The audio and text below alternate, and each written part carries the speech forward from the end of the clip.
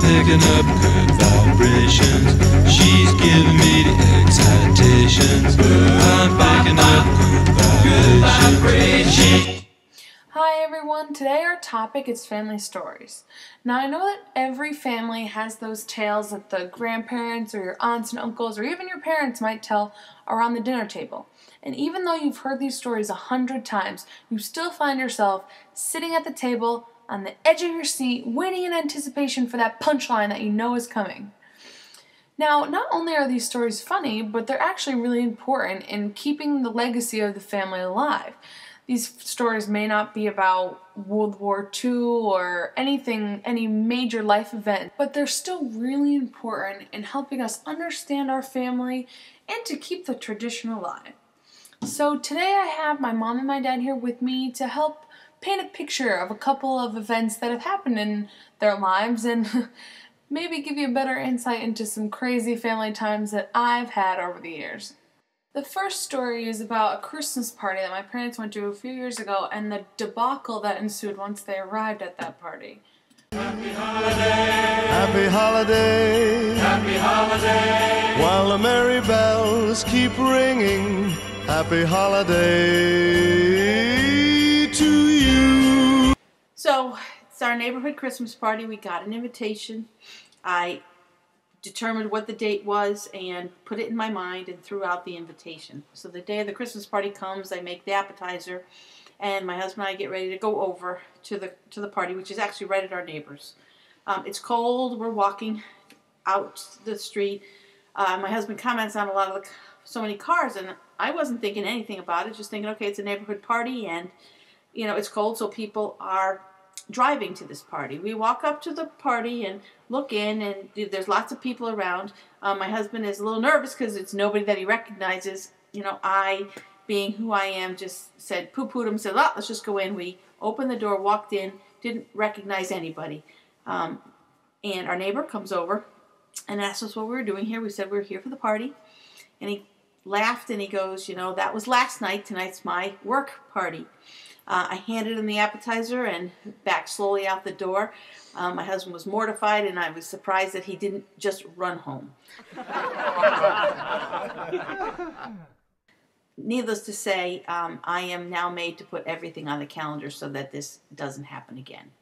So the next story is a story about my dad coming home from a business trip and the interesting character that he meets on the plane ride.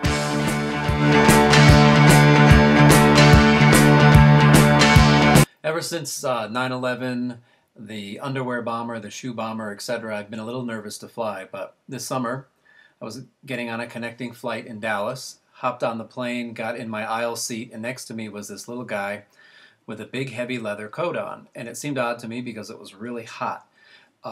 Wasn't sure why he was wearing a big heavy leather coat, but anyway, sat down, and this guy is really nervous. He's looking under his seat. He's looking under the seat in front of him. He's looking all around. He asked me if I had seen a little white bag anywhere in the aisle under my seat. I'm looking around. I don't see any little white bag. It's kind of making me nervous, thinking, what is this guy looking for? Anyway, we were about to take off, and he decided he wanted to get up and start looking around. So he got up, and he's going up and down the aisle looking underneath everybody's seat. But nobody's really paying attention to him, but I'm looking at him thinking this is really odd. Finally, the stewardess says, you got to sit down, so he comes back into his seat, straps himself in, we take off, and he pulls out his flip phone, and he keeps looking at his cell phone. And I said, you're not supposed to have your cell phone on when we're flying, and he just ignored me. So he's kind of rocking back and forth, looking all around, looking at his cell phone, still talking about this white bag. And at one point, he gets up again. He's walking up down the aisles looking for something. He comes back, sits down. At this point, they're delivering drinks. So I got a Coke, and I don't think he got anything. And all of a sudden, he wants to get up again. So I've got to put up my tray. I got to balance the cup with soda in it on top of the can. And I got the little napkin in my hand. And he wants to get into the overhead bin, but he's really short, so he needs my help. So I'm balancing the soda in one hand, and I'm trying to reach up and help him with the overhead bin, when from behind me I hear this woman say, "Did you just spill something on me?" And I turned around and looked, and sure enough, my Coke had spilled on her foot, and she was wearing sandals, and she was upset, and I said, "I'm so sorry, I apologize." And she looked at me and said, "What are you going to do about it?" And I'm thinking, look, lady, this plane is about to go down. I'm trying to save your life, and all you care about is a little bit of Coke on your shoe. But I didn't say that. I took the little napkin out of my hand, handed it to her, and said, "Here, maybe this will help."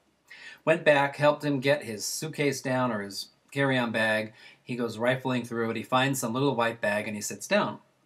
Now he shoves his hand in the little white bag, and he's looking at his cell phone. He keeps looking at it over and over again. He's rocking back and forth. He's sweating profusely, looking all around. Finally, the stewardess is coming down the aisle, and I'm looking at her. She's looking at me, and my eyes are really big, and I'm trying to send a message to her like, look, check this guy out. She comes over, and she leans over, and I look at her. I look at him. I look at her. I look at the white bag. I look back again. My eyes are really big. She finally says, "Oh, I see you found your little white bag. Can I see what's inside of it?" And I thought, great, good idea. So she gets the bag, opens it up, pulls out these wooden beads, and said, "What are these?" And he said, "Oh, those are prayer beads." And he was really needing them for the flight. So she handed them back to him. And I thought, whew, what a relief. It's only prayer beads, and maybe the guy's just really nervous. So he puts his hand back in the bag, puts the cell phone back in his pocket, falls asleep. And at that point, finally, I thought I can get out my book and relax and not worry about it. And that was my flight from Dallas. There you have it. There are some crazy family stories that I'm sure I'll be telling, and of course they will too, for years to come. God is great, beer is good, and people are crazy.